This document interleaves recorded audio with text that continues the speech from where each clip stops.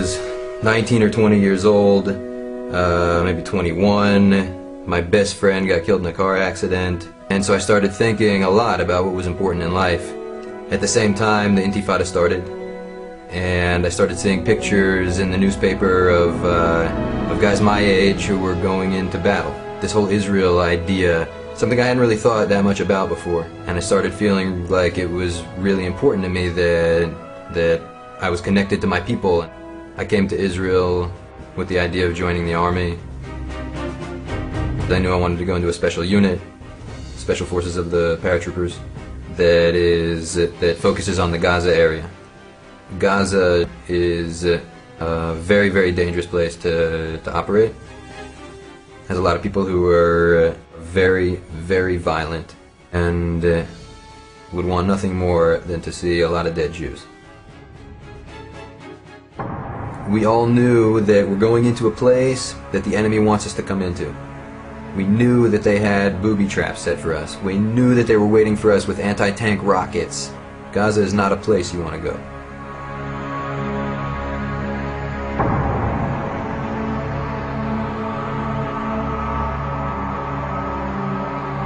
Hundreds of soldiers all around us, and we're all getting ready to go inside, and tanks driving by, and chaos. 15 minutes, be ready to move out. Have your gear on you, paint your face, everything, you're ready to go. There's this line of soldiers, like as far as you can see, walking toward the border of Gaza. You get up to a certain point, and there's some soldiers standing on either side of the road, and they're asking each person who goes by, do you have your dog tags? I'm like, no, I don't have my dog tags. They write my name down, Ariel Siegelman, equals number 6624. Put one in your boot. Put one in your other boot. Put one around your neck. Because you know what dog tags are for. I gotta have one in one boot, one in the other boot, and one around my neck, because if they find pieces of my body somewhere and they don't know whose body it is, so now hopefully they'll be able to tell, oh, that's number 6624. Then we get to a point right at the fence where they stop us and stand us in a big semicircle, in a chet.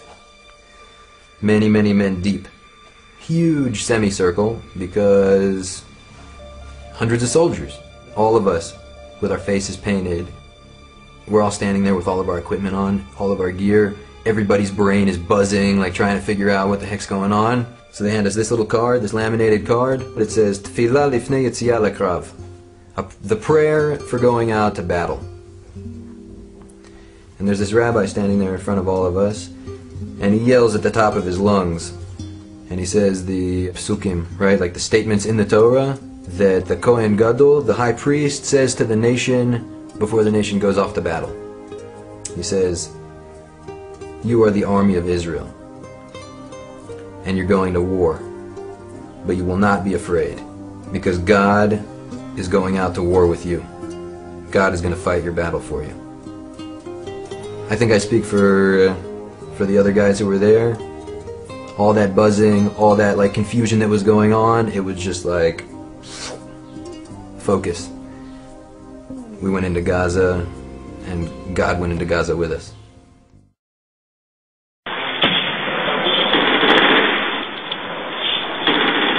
It was like walking into hell.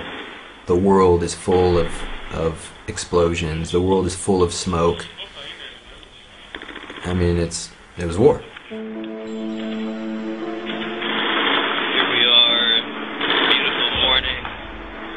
Beautiful downtown Gaza.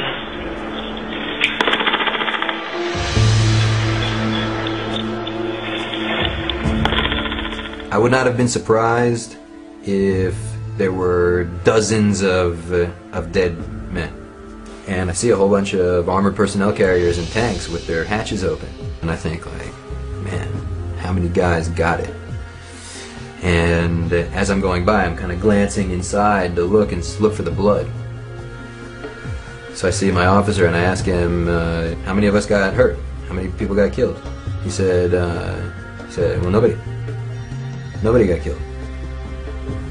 And I'm like, what? In all of that shooting and all of those explosions and all of that stuff that was going on around us, nobody got killed? One guy got injured. a chunk of concrete comes flying out of the house and hits this guy, tears the arm of his uniform, and when I saw the medic taking care of him, he was using a baby wipe. That was the injury in our unit in the Gaza war. When we walked out of Gaza, as the sun peeked up over the horizon, there was this huge double rainbow in the sky, with military vehicles, tanks driving by, and there's this euphoric feeling of knowing that, you know, okay, so far, man, I survived. And for a moment, for a couple of minutes, everybody stopped. And all these guys are like looking at the sky. I'm telling you, people felt it. The whole time we were in there, we felt it like, what is going on? How come the bullets aren't hitting us? How come the explosions aren't getting us? How come the tripwires, we see them? Everyone, how come we find everything? It doesn't seem right. Something's not right here. This rainbow went across the sky. These guys were stopping. They reached their hands to the sky and they're like cheering. I hear guys saying like, he's with us. Hashem itanu. We went into Gaza, and God went into Gaza with us.